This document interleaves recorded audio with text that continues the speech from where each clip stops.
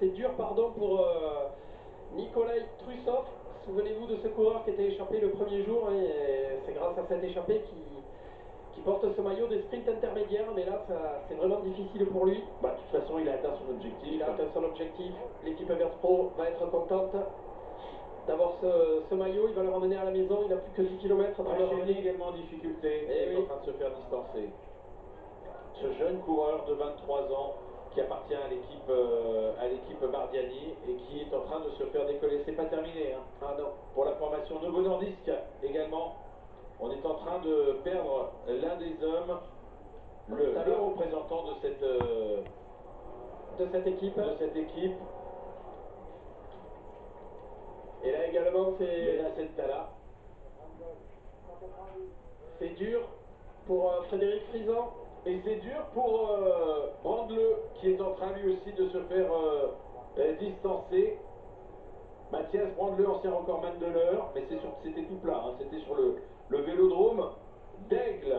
Barbier s'accroche, Greipel aussi, vous avez vu Greipel, c'était pas le premier lâché. Hein. Avec Bonifacio et avec Lawson Craddock. Bon, Bonifacio il est grimpeur hein, aussi. On le voit, hein, Craddock il était à l'aise. Hein. Je pense qu'il vaudrait mieux qu'il les attaque rapidement, Craddock, qui reste pas trop longtemps avec eux s'il veut espérer l'emporter aujourd'hui. Moins de 2 minutes au pied de cette ascension avec le peloton, vous avez vu, qui va entamer maintenant la montée vers Djebel Affet.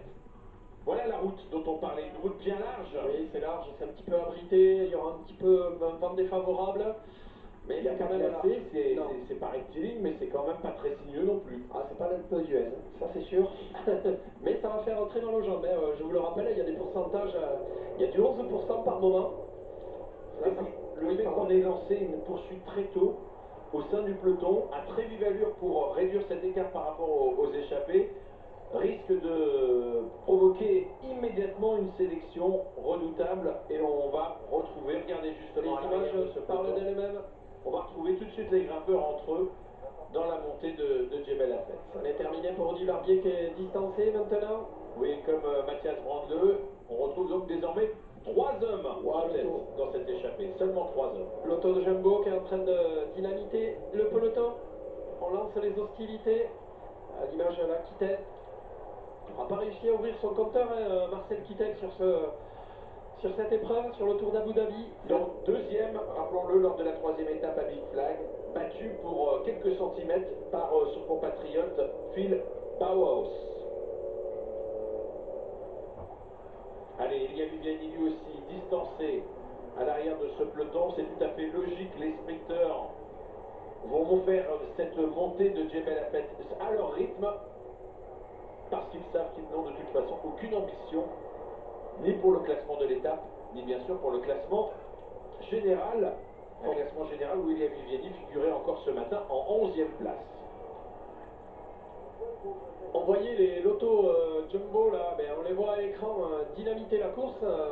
C'est évident qu'eux ils vont essayer de tout faire pour faire exploser Roi de Denis, hein, parce qu'ils ont Van Eyden qui est quatrième à 16 secondes au classement général. Dans le même temps que Scottson de l'équipe BMC également.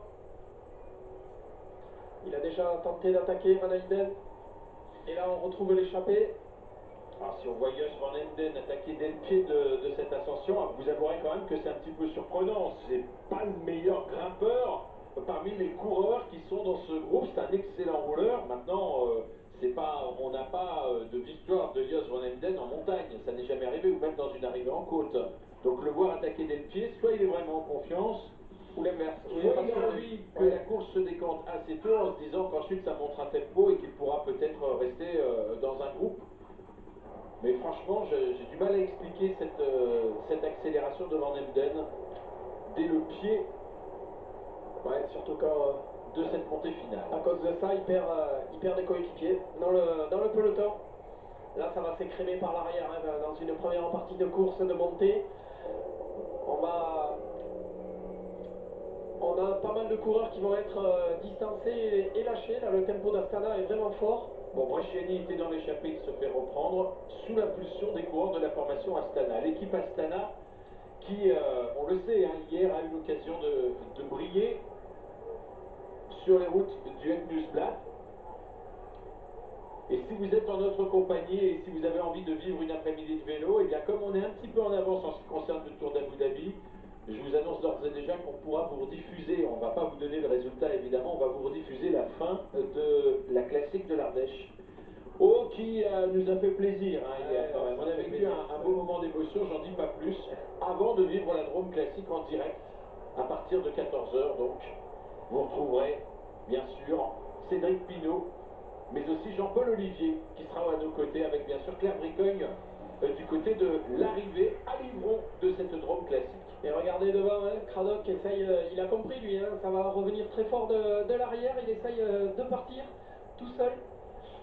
Une C'en est minute trop 7. pour Bonifacio, alors que Greppel continue d'accompagner Craddock. Greppel s'est retourné. C'est pas le dernier des Mohicans, mais c'est le dernier des sprinteurs. C'est ça, c'est le dernier des sprinteurs. C'est incroyable de le voir encore là. Mais regardez derrière, hein, on va vite perdre du temps devant. Ça roule très très fort. Rouleau compresseur de l'équipe Astana. Là, je peux vous dire, ça monte vite. Hein, ça va très très vite. Et on le voit à l'arrière. D'autres coureurs vont se faire distancer. L'arrière du peloton actuellement. Je crois que pour l'échapper, ça va être vite réglé. Ils arriveront sûrement pas au bout. Pourtant, on essaye tout. Hein. Mais Greipel, lui, il va pas aider Craddock. On le voit avec son braquet significatif. Hein. Il a des grosses cuisses, c'est un sprinter. Il met du gros braquet dans cette ascension. Voilà, là, regardez la différence hein, entre quelqu'un qui grimpe bien, un grimpeur et un sprinter. On n'a pas le même coup de pédale en montagne. Il a 477 watts, hein. Je peux vous dire, c'est pas mal du tout. Idriss qui nous rappelle qu'André Greppel était également échappé sur les routes du Tour de France. Effectivement, Crevaison. ah là là, crevaison. Izaguirre. Yon Izaguirre, décidément, pas de chance parce que c'est pas le bon moment évidemment à 7 km de l'arrivée. Ouais, il a 49 secondes lui au classement général. C'est pas le bon moment de crever. Yon Izaguirre qui n'avait pas été souverain hein, sur le contre-la-montre d'hier.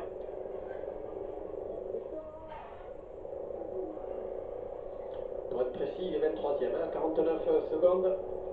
Izaguirre. Alors on a vu Frison qui était repris par le peloton, il figurait dans cette échappée, mais devant son coéquipier est toujours en tête. André Greppel. Et regardez, hein, je vous coupe Patrick, excusez-moi, mais regardez les Astana, le peloton s'est considérablement amaigri. Voilà, Greipel, c'en est terminé pour lui, ça c'était une certitude, on s'en doutait. Mais à 7 km de l'arrivée, Astana est en train de faire un énorme ménage dans ce groupe, dans ce peloton. Ils étaient plus qu'une 15-vingtaine, je dirais, dans ce groupe. Et L'équipe Astana qui n'a pas de coureur placé dans le top 20, mais Miguel André Lopez pointe en 21e position avec 49 secondes et on a absolument envie que ce coureur rentre dans les points, remonte au classement général et pourquoi pas mettre en difficulté le podium, les coureurs qui se disputent les places sur le podium. Zacharine qui a lâché, Zacharine. Ah, ça c'est quand même... C'est Zacharine qui est là. C'est quand même une surprise, rappelez-vous. Mais oui, oui. L'année dernière, il avait pris la 2e place de cette même étape. Ah, ben, l'an dernier, je peux vous dire, il survolait les débats avec Rui Costa, mais là, il a complètement explosé. Ça en est terminé pour lui. Et une attaque à gauche de l'écran. Ilnur Zakarin qui occupait la 15e Majka, place du classement général à 40 secondes de Juan Denis. Alors Juan Denis, pour l'instant, on va essayer de le situer. Non, c'est pas Majka qui a attaqué. Bora qui attaque.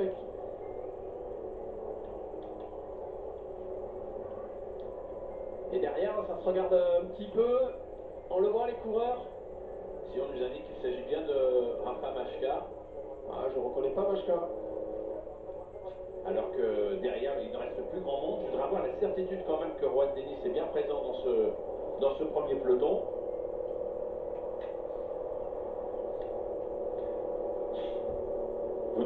On vous demandait tout à l'heure si vous pensiez que Juan Denis allait remporter. Il est là, hein, Juan Denis. On l'aperçoit ici dans ce peloton. On vous posait la question, pensez-vous que Juan Denis peut remporter ce Tour d'Abu Dhabi avec cette arrivée au sommet? Vous vous êtes exprimé, vous êtes plus d'une centaine à avoir répondu, ça n'a pas valeur de sondage évidemment, mais on va dire que ça nous donne une petite vision de ce que pensent nos téléspectateurs, eh bien vous êtes 70% à penser que non, il ne va pas gagner ce Tour Down Under, 30% pensent que oui. Ça me paraît quand même assez tranché comme vote, alors que Ouais, Davide Formolo, Formolo, c'était lui le c'était bourrin. lui le coureur, et Ouais, oui, c'est c'était pas Formolo Machka qui, c'était qui sûr. est sorti. Il creuse pas trop, Formolo. Hein. Derrière, on fait toujours un tempo. C'est sa course de rentrée à Davide Formolo, qui appartenait l'an passé à la formation Cannondale et qui a rejoint l'équipe de Peter Sagan à l'intersaison.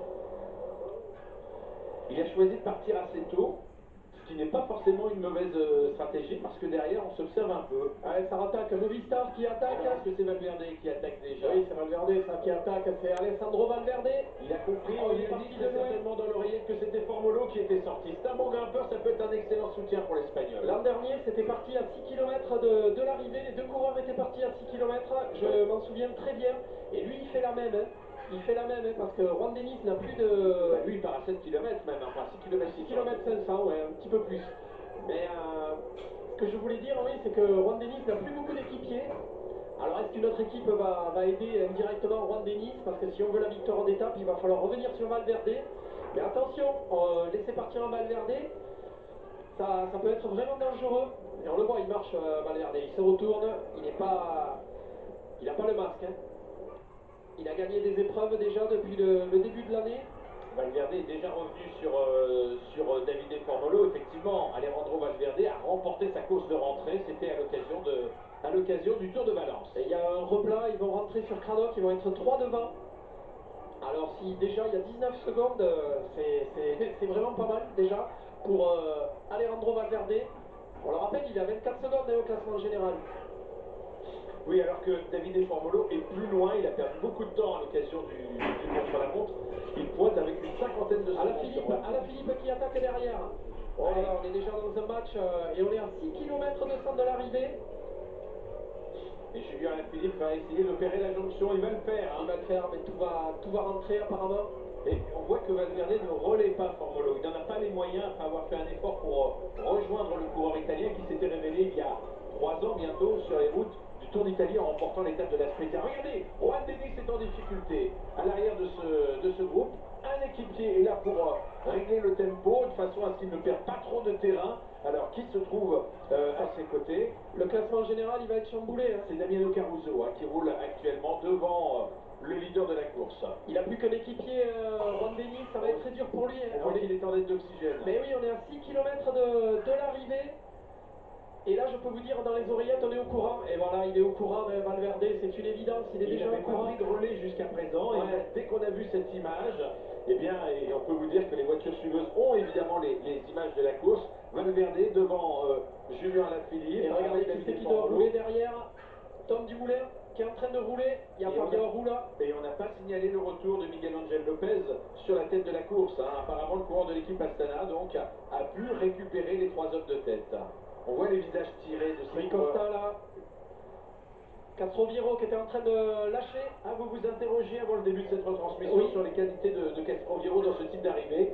Mais il n'était pas du tout sûr de le voir tenir. Regardez justement Miguel Angel Lopez qui non seulement est revenu sur la tête de la course mais qui est maintenant en train d'attaquer Valverde et Alaphilippe pour un peu de mal à tenir le choc. C'est encore plus difficile pour Davide Formolo qui apparemment s'est fait distancer. Ouais, on a un super final là. Castroviro qui est en train de lâcher. C'est le général qui va être complètement chamboulé.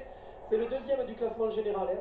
Castroviro. Oui, pour l'instant, donc, la situation la plus avantageuse, eh bien, elle n'est ni pour Juan Denis ici à l'image, ni pour Jonathan Castroviro, les deux premiers.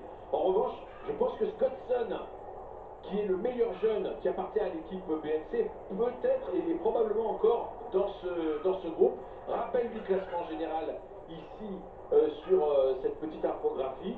Et vous voyez que l'on a quand même des coureurs comme Scottson, comme Van Emden, comme Kelderman qui peuvent tirer profit de cette situation si bien sûr ces 3 hommes ne creusent pas l'écart. Mais on voit que on s'entend plutôt bien puisque Julien Alaphilippe prend le relais maintenant devant Miguel Angel Lopez avec Valverde en 3e position. Et ça revient un gros tempo de Tom Dumoulin derrière.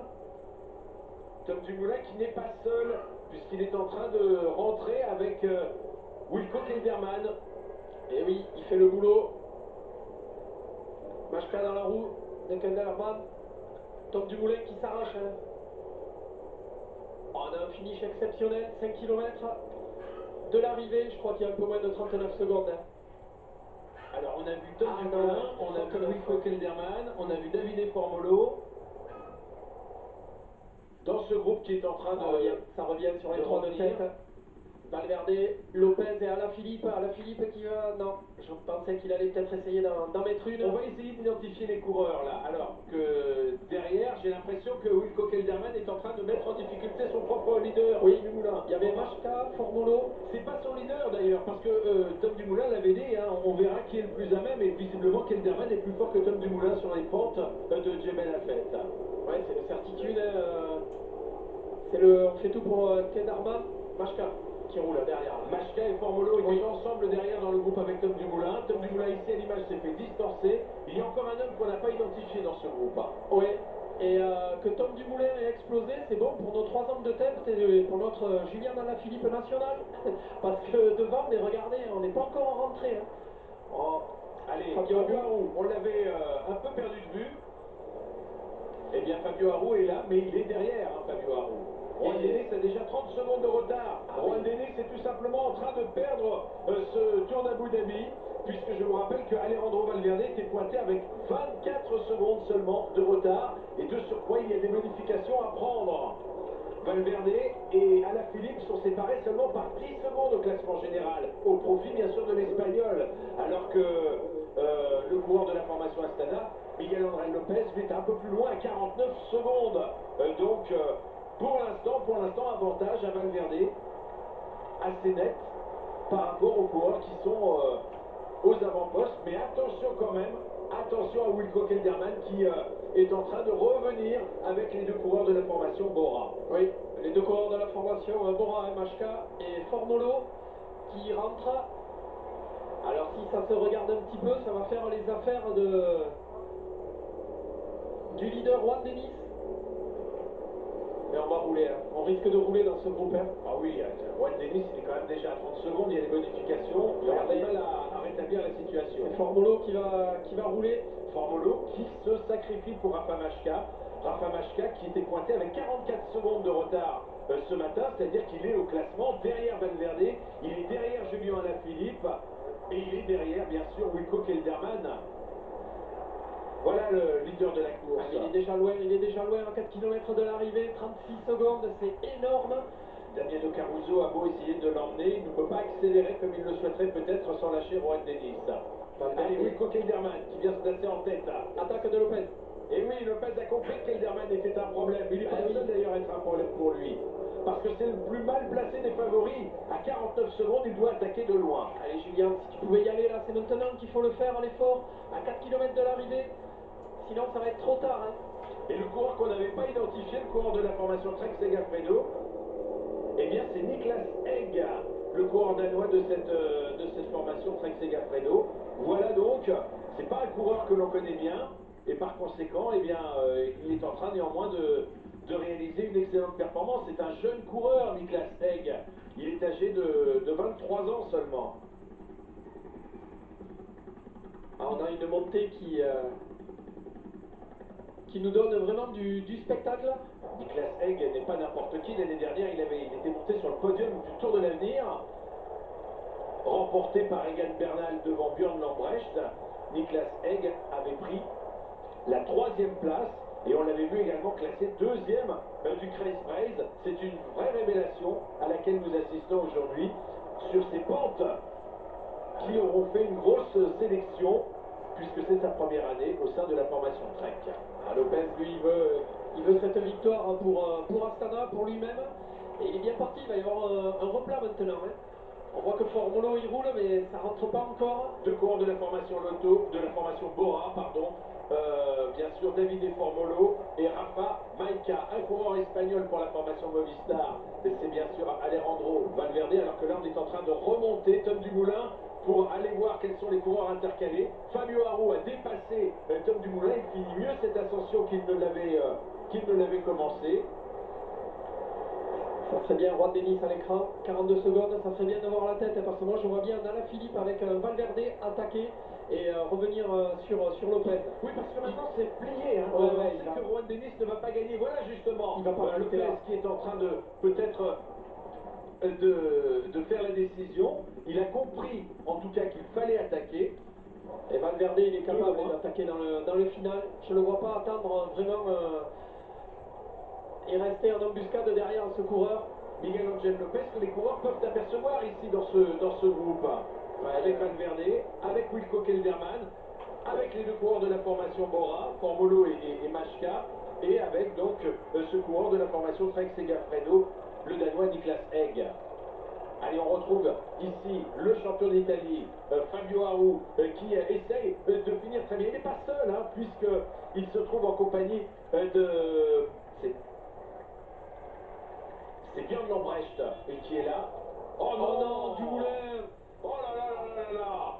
Il est fou de rage, non seulement il n'a pas les jambes, mais en plus il a la malchance. L'histoire se répète après l'incident qui avait complètement mis en l'air son contre-la-montre hier. Il a à nouveau un problème mécanique. Je peux vous dire que là, pour le manufacturier, c'est pas une très bonne publicité. Et puis, où est sa voiture, quoi? On a vu des voitures de directeur sportif et elle n'était pas là. Vous avez raison, c'est pas forcément un problème. C'est pas le problème mécanique qui est en Non, cause. non, non, C'est non. le dépannage qui C'est n'est le pas au dépannage, point. là. Là, je peux vous assurer que c'est pas normal que sa voiture soit pas là.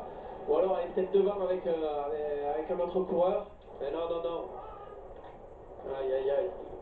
Il Ah peut là, être là, énervé, il peut être énervé. Et gros pétage de plomb, comme on dit ouais. parfois, de la part du vainqueur du Tour d'Italie. Ce sera l'une des images du jour, indéniablement. Il n'y a pas de petite course.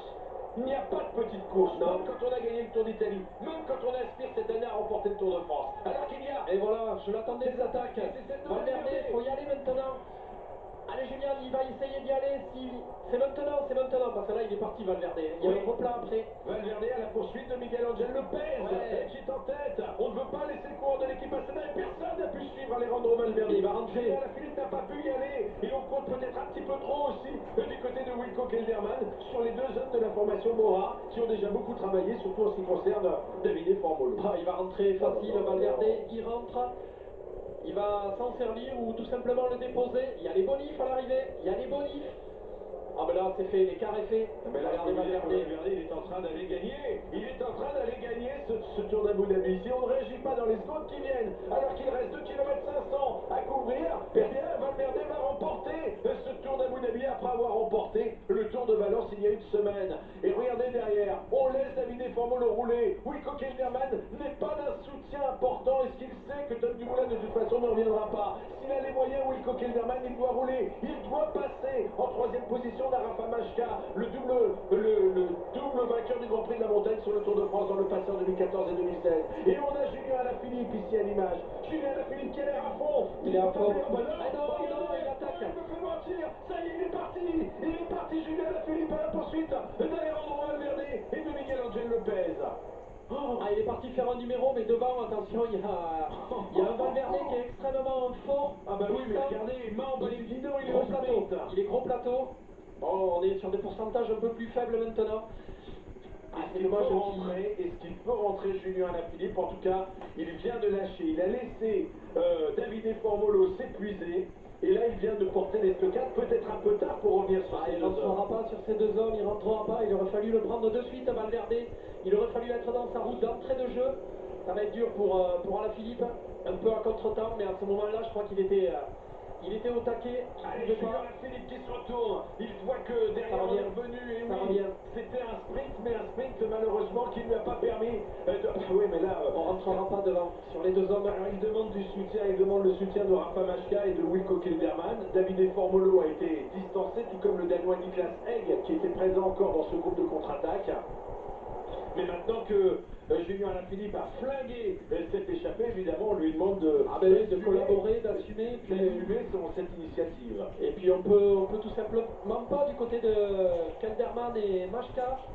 On a du mal. Là, ça fait un bon relais, mais regardez devant, il y a un replat tout en haut là-bas, il y a un replat. Il doit y avoir une quinzaine de secondes. Et puis on n'a pas n'importe qui, hein. Valverde qui marche très fort en ce moment. Il écrase les pédales. Je vous rappelle Lopez que parmi aussi. tous ces hommes, celui qui est le mieux placé, c'est Wilco Kelderman. Wilco Kelderman avait 8 secondes d'avance sur Alejandro Valverde, qui se trouve actuellement en tête de la course en compagnie de Miguel Angel Lopez. Miguel Angel Lopez était le plus mal placé, puisque Miguel Angel Lopez est pointé avec 33 secondes de retard sur Wilco Kelderman. Donc Kelderman a raison de rouler comme il le fait actuellement. Il y a les bonifications qui vont jouer un rôle certain à l'issue de cette étape, mais il faut quand même essayer de réduire cet écart si toutefois Kelderman veut être sur le podium. Ouais, s'il veut être sur le podium, ça va être dur. On va voir. Sur le podium, je pense qu'il peut y être. Oui. Il sera sur la troisième marche. Troisième marche, oui. Allez, Juan Denis. Juan Denis, attention, 21 secondes, c'est pas l'écart avec Juan Denis, il est beaucoup plus loin, Juan Denis. Il était pointé tout à l'heure à plus de 40 secondes de la tête de la course. Ouais, regardez Valverde, il est gros plateau. Et Lopez, il est à bloc derrière. Lopez avec Valverde qui possède une vingtaine de secondes sur le groupe de Wilco Kelderman. 33 secondes. C'est alors là plus difficile de vous dire par Sur un rapport autre à qui. groupe derrière. Un autre Mais groupe je dont pense on n'a pas pas la que- composition. Voilà le groupe Wilco Kelderman qui possède 19 secondes de Une retard. 34 sur le maillot, hein, sur Juan Denis. Hein. Oh C'est là là, énorme, oui. c'est énorme. Juan Denis, il s'est tout simplement écroulé dans cette ascension. On est en début de saison et sur une ascension qui n'est pas insurmontable, mais qu'on a peut-être sous-estimé cette année par rapport par rapport aux années précédentes, bien sûr. Eh bien, on s'aperçoit qu'elle est capable de faire de très grosses Différence. différences. Tout à fait. Et regardez Valverde, il s'arrache. Lopez aussi. Mais Valverde, quand on monte comme ça, gros plateau, c'est qu'on a de la force. Il va pas se faire avoir Valverde au sprint. Hein. Il se retourne, un coup d'œil derrière. Je vois pas comment il peut ne pas s'imposer là par rapport à Lopez. Intrinsèquement, Valverde c'est le plus rapide. Hein. Il a la fraîcheur. On va bientôt arriver dans les 500 derniers mètres. Kelderman qui roule lui. Il roule pour sauver son podium. On n'oublie pas que c'est une course Pro Tour, World Tour, pardon, où il y a pas mal de points UCI. Et regardez Valverde, hein, il est en position idéale, il va se faire amener dans un fauteuil par Lopez. 13 ans de différence entre ces deux hommes. Miguel Angel Lopez qui n'a que 24 ans et qui a eu l'occasion de débuter chez Astana en 2015 et qui s'était révélé d'ailleurs sur le Tour de l'Avenir qu'il a remporté en 2014, mais 2 ans plus tard sur les routes du Tour de Suisse qu'il avait remporté, et c'était d'ailleurs sur la chaîne L'équipe. Et là, cette fois, le sprint va être lancé. Valverde qui adore ce genre d'arrivée, qui est en train de faire l'extérieur, de déborder Miguel Angel Lopez, et qui va aller peut-être chercher la victoire. Attention, Lopez résiste. Oh, c'est très serré entre les deux hommes. C'est très serré entre les deux hommes à l'intérieur. Valverde est passé devant. Il y avait ce virage, ce dernier virage maintenant. Et Lopez qui passe à nouveau à l'intérieur. Mais non, Valverde est trop fort. Et il s'impose. 10 secondes. Belle victoire. Et le chrono est déclenché derrière Alaphilippe, qui va essayer de limiter les dégâts, d'aller chercher une place d'honneur à l'arrivée de ce Tour d'Abu Dhabi.